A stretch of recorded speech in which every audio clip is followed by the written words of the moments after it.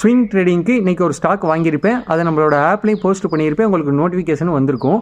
அது என்ன ஆயிடுச்சு அப்படின்னா, இன்றைக்கி 9:25க்கு நாட்கோ ஃபார்மா ஸ்டாக்கை 1570 ரூபாய்க்கு நான் பை பண்ணியிருப்பேன். அதை நம்மளோட ஆப்லேயே நான் போஸ்ட் பண்ணியிருப்பேன். போஸ்ட் பண்ண 5 நிமிஷத்துலேயே அந்த ஸ்டாக் வந்து வேகமாக ஏற ஆரம்பிச்சிருச்சு.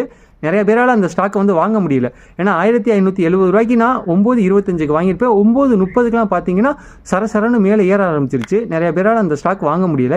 சில நேரத்தில் இந்த மாதிரி கூட நடக்கும். நான் இப்போ ஒரு ஸ்டாக் பை பண்ண சொல்கிறேன் அப்படின்னா, நீங்கள் அதை பார்க்குறதுக்கு முன்னாடியே நான் சொன்ன ப்ரைஸை விட அதிகமாக கூட போயிருக்கும். அப்போதைக்கு நீங்கள் என்ன பண்ணலாம் அப்படின்னா, வெயிட் பண்ணுங்கள்.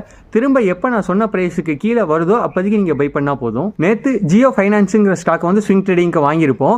நான் போஸ்ட் பண்ண ஒரு 2 மணி நேரம் 3 மணி நேரத்துக்கு அப்புறம் பார்த்தீங்கன்னா அந்த ஸ்டாக் வந்து மேலே போயிருக்கும். நீங்கள் அதுக்கப்புறம் நீங்கள் வந்து பார்த்துருந்தீங்க அப்படின்னா அதிகமாக இருந்திருக்கும். பட் இன்னைக்கு பார்த்தீங்கன்னா நான் சொன்ன ப்ரைஸுக்கு வந்திருக்கு.